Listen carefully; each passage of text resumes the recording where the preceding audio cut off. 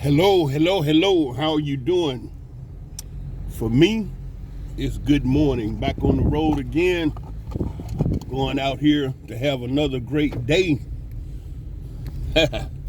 Like every day. You all know me. I come in on some things I don't. But this one I want to say something about Miss Kamala Harris. Wow. You all have to listen to Judge Joe Brown break her down. And also, I think it was yesterday, Megyn Kelly did a great video on Kamala Harris when she started out,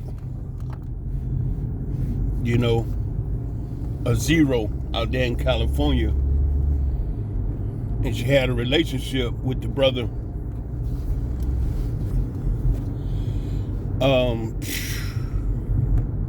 was it Brown? I think the brother's name was Brown. He was at the time one of the most powerful politicians in California, or if not the most powerful. And they had a relationship. And Megyn Kelly explains how Kamala Harris got appointed to one of the board members of a company that she had zero knowledge, zero experience. But the brother still got her an appointment. Nevertheless, you listen to Judge Joe Brown, and he explained how she slept her way all the way up the ladder. Now,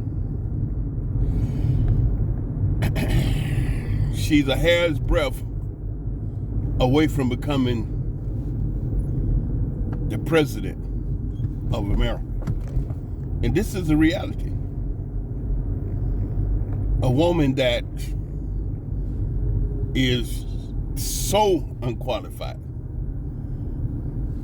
I watched her on many occasions speak. And I remember the occasion she was standing up there with the Prime Minister, and they asked her a direct question. And she got to laughing again and cackling. And instead of answering the question, she said, "A friend in need is a friend indeed," and looked at the Prime Minister for him to answer the question, but they asked her the question. Why she couldn't answer it? She didn't know. Vice President of the United States of America couldn't answer the question. Anyway, roll the clock forward to right now. Here's something that no one but me noticed. She's married to a white guy. Okay, that's normal. Interracial relationships is no big deal, zero big deal. But here's the thing. He's Jewish.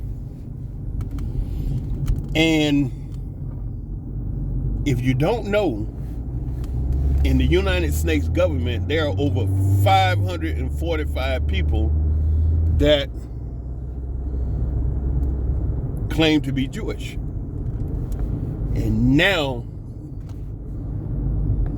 Benjamin Netanyahu is in Washington, D.C. to speak.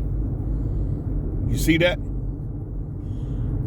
One thing about these people, they plan, they strategize, they keep their mouth shut, they plan they work and work they plan.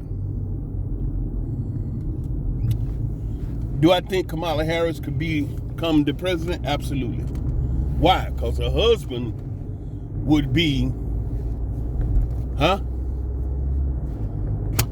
First man.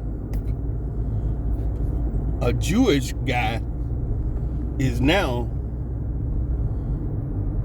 the first man of the United Snakes of America. Good googly boom. See, while everybody focuses on Kamala Harris and her stuff, the ignorance that she doing, you got to step back and look at a portrait instead of looking at just a picture, because when you look at a portrait, you see more. And she's standing right there next to that guy. And that's exactly how they work, quiet and stealth mode. And their objective is to take over and crush it. So you saw how they put together all that money to crush that brother, was Jamal Bowen over there in New York in his 16th district. That's all that mattered. The other guy, whether he was qualified or not, just get that brother out of there. United Snakes of America. Ooh-wee. This business is crazy. Now, here's another dumb point. It is this very woman who is not black. She is a little Jamaican and a little Indian. She ain't a black American woman. She looks similar. She ain't even dark skinned. She looks similar, and these knuckleheads done fell over their heads and here. Black women. When she came to nominee, in a matter of hours, they done raised $2.7 million for this woman. You know, I'm not even going to get emotionally,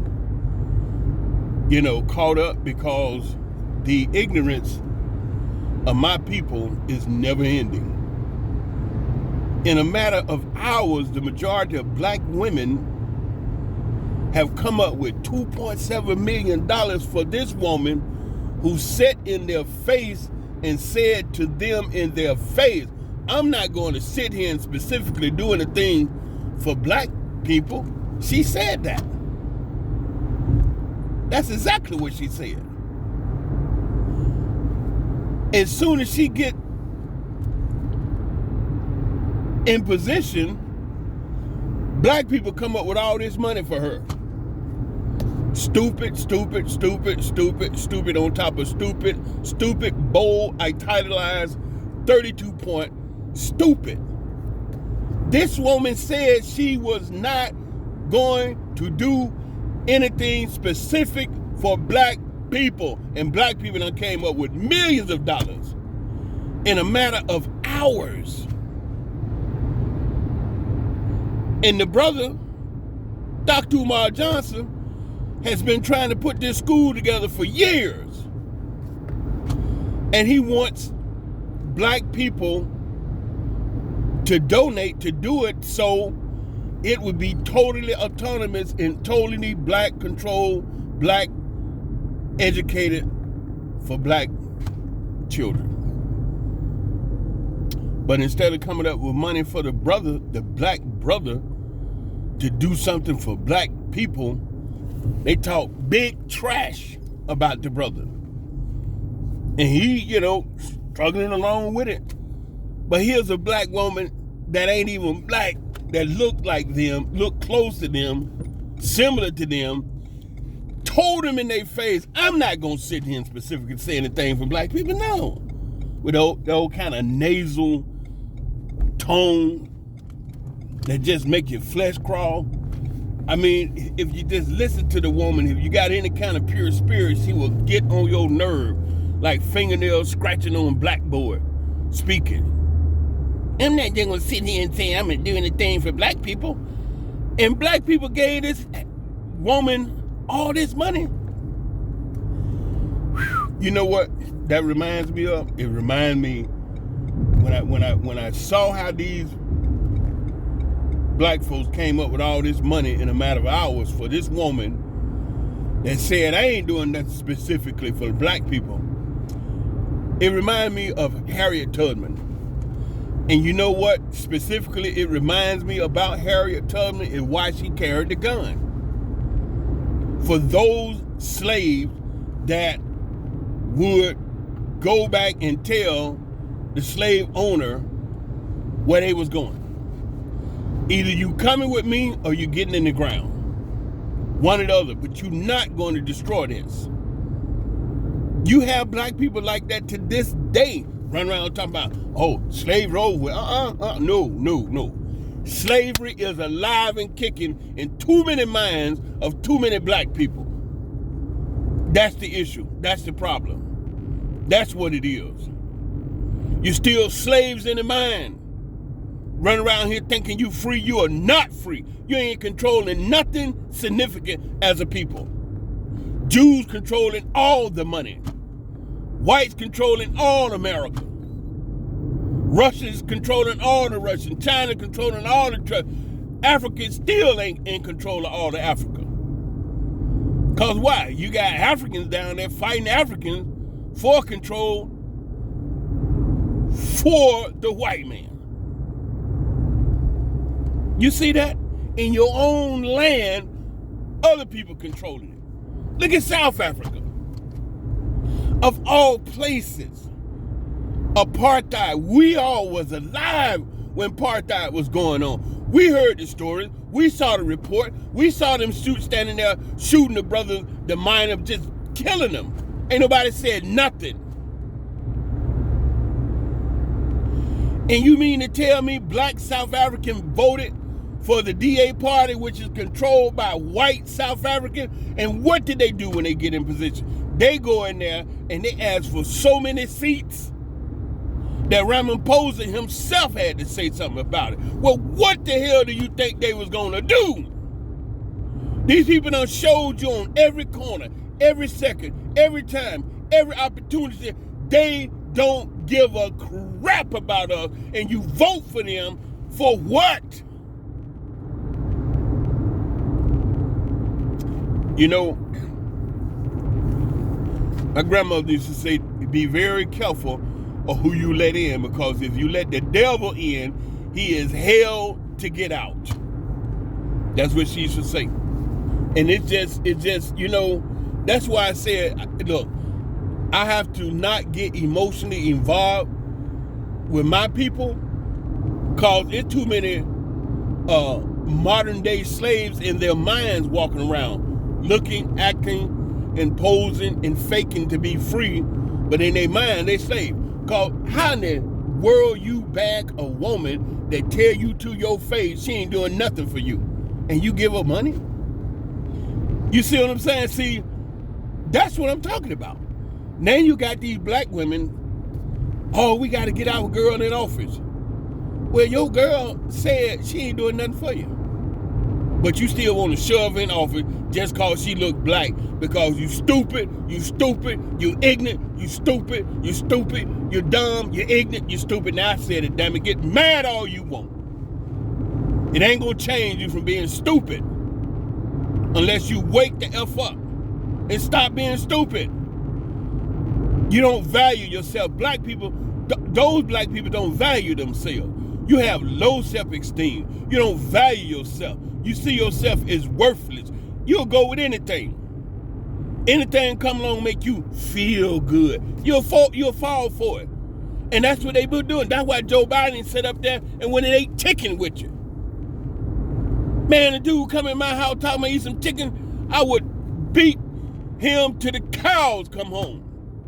Somebody walk in my house, some white dude talking about, let's have some chicken. No, we'll eat a salad. Just for the principle of it. We're not eating no watermelon and we're not eating no salad with no chicken together. Just for the racist connotation that they said, that's like saying the N-word. Don't sit down and eat no daggone chicken with no white dude. What you talking about? Especially one ain't never came and showed up. Only time you see him is when he needs your vote. You see, this is exactly why I told you all I'm going somewhere, and I ain't telling nobody where I'm going. But I'm gonna tell you one thing, where I'm not going, it won't be Ghana, Accra, Ghana, West Africa. It ain't gonna be Ghana. That's for sure. Why? Too many black folks running up in there from America. The ones that stuck on stupid, acting stupid. I see y'all. I see you. I definitely see you. I got people in all these places already there. I already know how you're acting. God Almighty. In a matter of hours, $2.7 million. And this brother been over there for years trying to put this school together for black people. A black man for black people, and black folk won't give, you know. But for this woman that sat in your face and told you she ain't doing nothing for you, you give her $2.7 million and still counting. Still counting.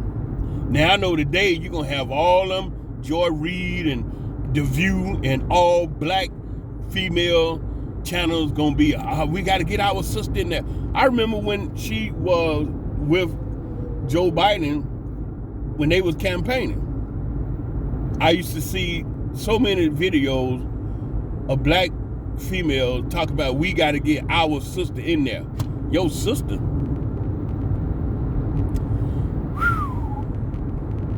Man, what a fool. What a fool. Good googly boo. Man, I know Harriet Tubman and Martin Luther King and Malcolm X and Muhammad Ali and all the other great brothers and sisters, Toussaint Louverture, you know what I'm saying, His Pure Majesty Haile Selassie. I know they turning in their grave, man. God. A person that tell you they not doing diddly squat for you, you falling over yourself, running for your wallet to give up your hard-earned dollars. And you know you ain't rich. Cause $2.7 million ain't no money, so that let me know then with $2, $5, $10, $50, maybe $100, you know what I'm saying? And you gave that to a knucklehead that said she ain't doing nothing for you. God, woohoo! God almighty no. Man. You know what? I ain't even surprised. I'm not surprised. It's just funny, man, to see it manifest. You know what I'm saying? It's just funny to see your thoughts manifest. That slavery thing is a mofo. That dude, when he stood out there, and you know, it's a whole lot of black people that said that the Willie Lynch document is not real. Yeah, they saying it. White people have reported on that document that when this man in 1772 stood up there on the river James in Virginia and told them heathens what they need to do to take control of the minds of the slaves. Black people, it's a lot of black people say it ain't even real. I remember when I was doing, I was speaking on 5 different platforms a week, year and a half ago, man, and I took time on a brother's show, 2 shows. I took time and went through every line of that document. You know why? Because the majority of the people that stand there and tell you they have read it, they haven't read it from beginning to end. Like what I did on the show. And then I pointed out of all that reading, I said, and let me say this to you all, if you don't, you know, if you done lost focus, because statistics says that the average human attention span lasts about an hour and a half. So anyway, I pointed out that in that document, there's a statement that he said, listen, if you all don't understand anything at all that I'm talking about, you have got to understand this one thing above all, is that all costs, no matter what, these slaves, black people, must learn to love, trust, and respect only us. That's what he said. And look at us today. Look at us as a people today. Look at us as a people today. Why is it they say, oh, why black people act like that? Why black people black. You know, it's a fundamental psychological programming that took place hundreds of years ago that's never been directly head up addressed.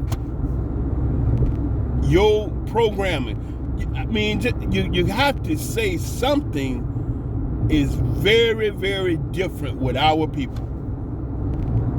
You got to see that. And if you don't see that, it's something you're missing. How is it that you are going to support an individual that flat-footed, eye to your eye, tell you, I ain't doing nothing for you? You get out of here. That's what Kamala Harris said. And then you knucklehead run around and come up with millions of dollars.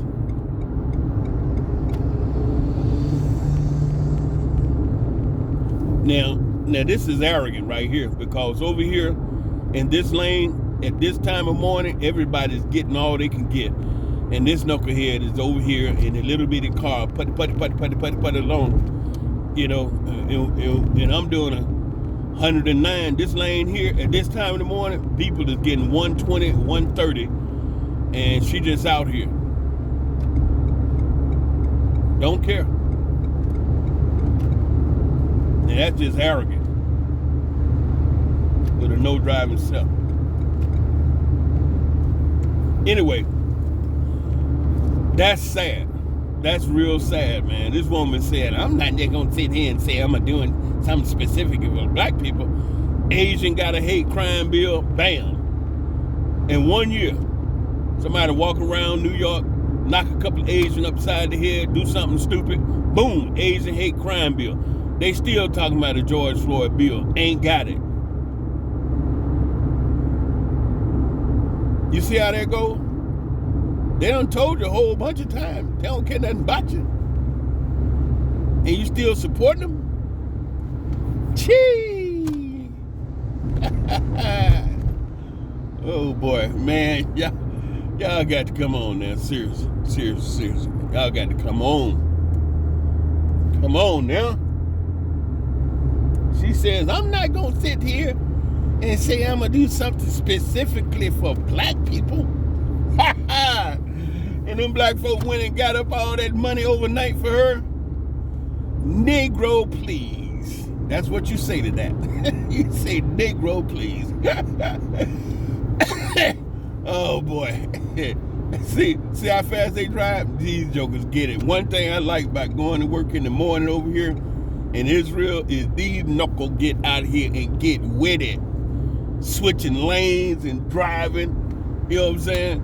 If you're running a little late, just get out here. He'll get you on time, buddy. Look at that. Look at them. You got to be focused too now, cause they do that tailgating. Not tailgating. The bumper. Yeah, that's what they call a tailgate, right? Riding on. Look at them. Let's get over here. Give them a little highway. They gonna go for it. And gas. Listen, y'all don't even know. Gas over in Israel is $9 a gallon. While y'all complaining in America about $3 and $4, look how these people drive. I'm doing 122 kilometers and ain't caught nobody. Look at that. I'm doing 126 kilometers. I told you the knucklehead woman back there in the back was crazy. This is the 130 kilometer lane over here in the morning. Get out of here. I've had police officers run up behind me with the blue light on. I'm gassing on it. I'm about 20 miles over the speed limit. 20 kilometers over the speed limit. The police run up behind me. I'm thinking, oh man, I'm finna get it. And so I kind of back off of it, right? And the cop shoot around me and he come on the side and he looking over at me like, is something wrong? And he stomp on it, get on down the road. I'm like, Shazam, boy, that was scary. I thought I was about to get it. I'm doing like 20 kilometers over the speed limit. Cop come up, look like something wrong. Why you going so slow? Oh boy, I say, man, what a world. Good googly boo, man. See, this job is wild, boy. You know what? That's why look, I'm telling you. This is gonna come a time you will probably not hear too much from me, because that's when I'm gonna be there in my quiet place, somewhere in this world. You see, right now, America and Israel is the two hottest spots. right? These jokers always got some crap going on between America and Israel. And Netanyahu is over in D.C. You know what I'm saying? So enough is enough. This is not life. Look at here. Look at here. I'm doing 126 kilometers. This dude back there on my bumper, he almost in my trunk. And guess what? Blowing the horn. Ain't going fast enough. Woo! And they say this is civilization. Look at the guy in the Mercedes. He almost clipped the big truck up there. You see that? Man, this is like off to the races, buddy. If you can't drive, don't try it. These jokers here, they'll take you there. They do all right straight ahead, but parking and parallel parking and all that, you see my man in the truck whooshing back and forth, it just ain't happening for you, partner. You're going to have to find a little bitty bit of patience and flow with the traffic, because we ain't going nowhere now. We done slowed down to 100. Yeah. Anyway, people. Some black folks is still slaves in the mind. How many of you all saw the movie Django? I'm pretty sure many of you have, but let me ask you this. How many of you all watched the credits? Okay, that's where most people, when the movie ends, it's over with. There are very, very, very, very, very few people that watch the credits. Some people do. I am one. I watched the credits, you know,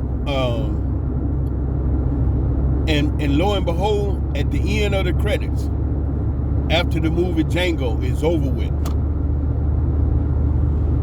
those three brothers that were sitting in that cage when Django shot those clowns and blew one up and rolled off with the satchel of dynamite, those three brothers were still sitting in that cage when the movie was over with. And one of them said, who was that guy? The movie over with, bro. He done killed Candy, burnt Candyland up, killed Stephen, everybody dead. And them brothers still sitting in the cage with the door open. You see them? They getting on down the road. These jokers are leaving me behind. With the door open. They still sitting in the cage with the door open. Because why?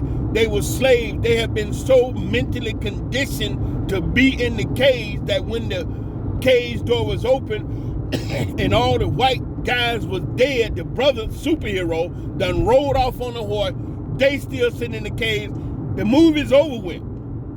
Candy dead, the house burned down, Stephen dead, everybody dead, and the brother still sitting out there in the cage with the door open.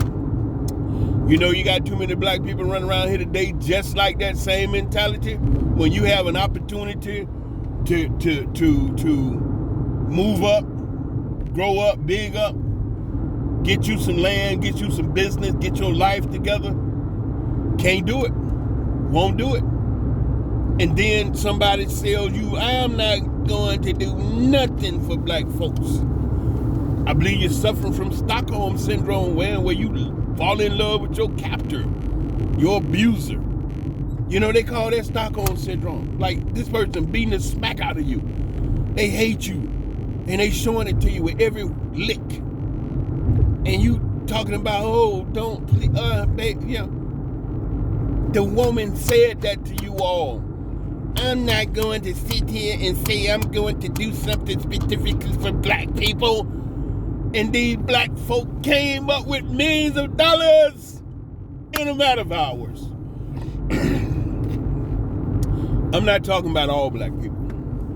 I'm talking about you all that fall in that category that are just permanently stuck on stupid. Some of you 40, 50, 60, 70 years old. Just cause she black, don't nothing ever matter.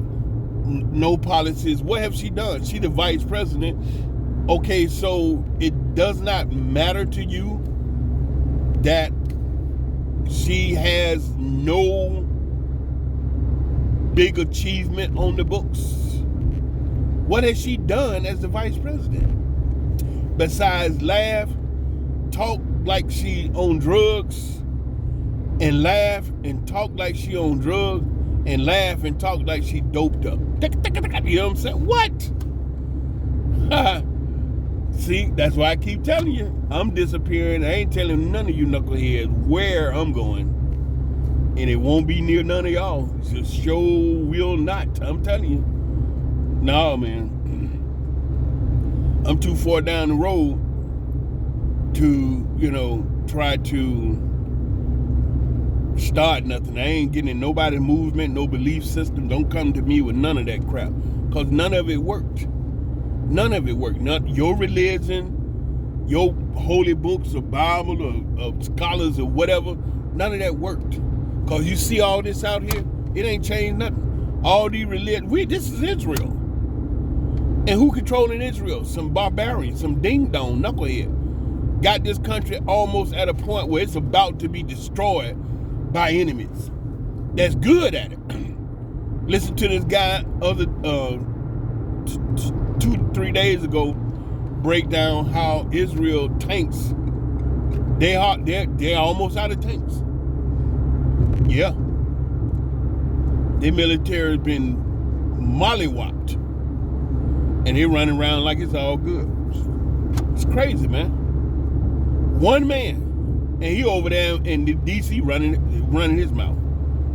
People could have been out of captivity. And he denied everything. Why? Because he still got those cases on him. No matter how this swing, left or right, hot, cold, in and out, up, down, that dude know he's going to prison. So, in order to stay out of the prison, keep sleeping in his bed every night next to his wife, he got to keep this here, war thing going.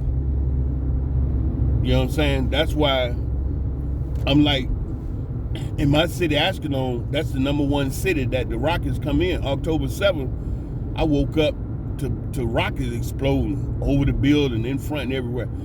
And then it's like, by the time I woke up and looked around, he's standing on the TV telling the country's at war. At war? At war with who? What happened? What? So quick? Yep. Wow. So that's why I'm saying, nah, man, it's a crazy, crazy world, boy. These folks is nuts, nutty. My black people, man, some of y'all cool, some of y'all is not.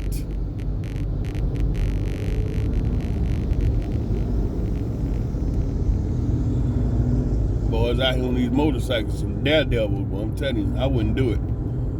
I remember my son had a motorcycle, a Ninja. Man, when he told me he had a bike, I thought he was talking about one of those electric bikes like me. I got a big, nice electric bike. My son had a motorcycle. I'm saying, out here on these highways, look at that fool right there, almost hit that wall. He driving like a bat out of hell, weaving, almost hit the wall. More than likely, that knucklehead is up there on that daggone cell phone. Almost hit that wall. Every day, going and coming, I witnessed several near accidents. Every day. Just like that guy. There's no intelligent reason why he would weave that close to that concrete wall. If he had touched it, I was ready to hit the brake. Because you see, I don't tailgate. I will lay back. You know what I'm saying? Because you got this guy behind me on the bumper back there, And if I slam on the brake, he going to be in my trunk. Okay? So the only space out here you can control is the space in front of you. You can't control the space on the side because somebody can roll up on the side, you know what I'm saying, just roll with you. The space behind you can't control because they'll tailgate you right up on your bumper. So the space in front you can control. If they doing 120, then you need to do 115. You still getting down the road, right? But the space in front of you is constantly, slowly increasing so that if anything happened, you have time to come to a nice gradual stop and the cluckhead behind you will realize you're stopping, all right, and give him a chance to stop. And what you're doing is preventing him from running up in you. You see what I'm saying? But you running down here at these speeds, on the bumper. And they do it. Just like the guy that's weaving back and forth. He doing that because he want to get around the guy in front of him. Look at him going on down through there. Dangerous, man. Dangerous. And it's training. It's education. One of the biggest rackets over here is that driving school. And I'm telling you, it's absolutely terrible. And then the attitude, the attitude also. People, when you got the attitude like you somebody special, you want to be first, don't get in front of me, I want to go. So many stupid, silly accidents I've seen over here because of attitudes. Impatient, don't want to wait. Just attitudes, man. So, you have to be out here and it's like you have to have a sense that says they're about to do something stupid and be prepared for it. And I've been, pretty good, I've been fortunate for a good while. I've had accidents, one of the worst accidents put me in the hospital took place 9 years ago. I was going to work one morning, a guy came in my lane and hit me head on. When I did come through, I thought I was conscious, but I wasn't. But when I did come back through everything, whatever, I was in the hospital, flat on my back in severe pain, looking at the ceiling. Both ankles damaged, bruised, strained, both knees, right hip joint, ligament almost severed from the bone, chest and both wrists, nose bleed, knocked out unconscious. Head-on collision. Y'all almost lost Nubian King. I wasn't going to be doing no videos. You'd have like, what happened to Nubian King? You wouldn't even know, and I'd have been gone to the upper room because of some cluckhead that he got impatient. I'm rolling through an intersection, and he just lost his and just pulled out trying to beat me across the intersection. Guess what? It was nobody behind me. One morning at 7:20 in the morning. Nobody behind me. All he needed to do was wait 3 seconds. Shalosh Neo, 3 seconds. And it caused me 9 years of pain. I am just now getting to a point where I can walk pretty comfortable without being in pain. But I stayed bedridden. I was in the bed for 8 months behind that accident. 8 months. Going to a toilet was it was. And I have a high tolerance for pain, right? But going to the toilet behind that, and you talking about so much pain, I stopped eating. I didn't want to eat. Because why? You eat, after a while, you're going to have to go let that stuff out. I didn't want to eat. I didn't want to drink water because, I was embarrassed. I didn't want to be, putting the water in a bottle and somebody got to take it over to the bathroom. I was embarrassed. So I wasn't drinking. Well, I was in bad shape. Bad shape. Oh, dumb individual. No patience. Out here on the big road. Acting a fool. Oh, anyway, man, I just wanted to say that, just get it off my chest. That's all. I know y'all be like laughing, listen to me, Nubian King, talking about Kamala Harris. I'm not gonna be here and say I'm gonna do something specific for black people. No. And black folks done dumped $2.7 million in that woman's hand in a matter of hours, just cause she looked black. But the quiet, unspoken thing is she married to a Jew guy, huh? And if she become president, then the Jews gonna be right there in the White House of the United States of America. And Netanyahu is over there about to start running his mouth to the government. Y'all don't see this. I do. You know what I'm saying? See, it's always one of them vying for power and position. That's where they get out. You know, they don't want to be governed by nobody. You know what I'm saying? In their minds, they feel they are the rulers, and that's all that matters to them. And so while they got everybody else stuck on stupid Sexy Red and the stupid BET for black people stuck on stupid, they planning and plotting. And you look up, Kamala Harris, the president of the United States of America. Now, is white America ready for that? Absolutely not. So this gonna be real interesting. You know what I'm saying? Because the man being from that Jewish faith, Jewish community, and you know it's 545 of them in the U.S. government. And if you all don't know and don't understand how they get down, oh, they want that. They want that. Just like they spent more money to get Jamal Bowman out of that 16th district in New York. What would they do to get Kamala Harris in the presidency seat? And she ain't got to do nothing but just, stay stupid. They'll fix it. You know what I'm saying? They'll fix it.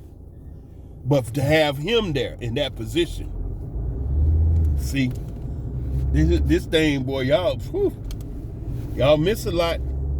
Being emotional, you got to be cool. You got to step back and look at a portrait. Stop looking at the little picture, because if you look at a portrait, you get to see more. You know what I mean? Anywho, I just wanted to say that to you all. That here's a woman that looked close to you. She ain't even black. She ain't even dark skinned. And she said out of her own mouth, I'm not going to sit here and say I'm going to do something specific with black people. I would have kicked out of my show. Get on up out of here. This interview is over with. As you talking about. Bye. I don't want to hear nothing else you got to say.